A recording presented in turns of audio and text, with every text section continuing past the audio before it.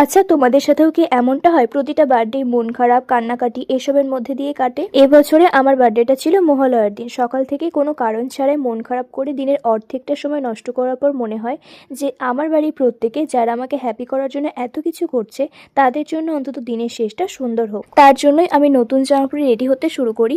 আর জানো তো, তখনও পর্যন্ত আমাকে আশীর্বাদ করা হয়নি বলে আমার মা দিদি সবাই না খেয়েছিল।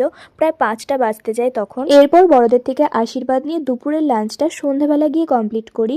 সন্ধ্যাবেলাতে নিজের বার্থডে ডেকোরেশনে আমার নিজেকেই হেল্প করতে হয়। দেখো, আমাদের জেনারেশনে বাবা মারা এমনই হয় যে আমাদের খুশি করার জন্য সবকিছু অ্যারেঞ্জ করে দিতে পারে ঠিকই, কিন্তু সেখানে তো নিজেকেও কিছুটা দায়িত্ব পালন করতে হয়, তাই না? যদিও এই পুরো ডেকোরেশনটা আমি একা করিনি, আমার দিদি মেয়ে আমাকে অনেকটা হেল্প করেছে। এই ড্রেসটা আমি পুজোর জন্য নিয়েছিলাম, যেটা আমাকে আমার দিদি দিয়েছিল, কিন্তু লোভ সামলাতে না পেরে আমি বার্থডেতেই পরে ফেলেছি।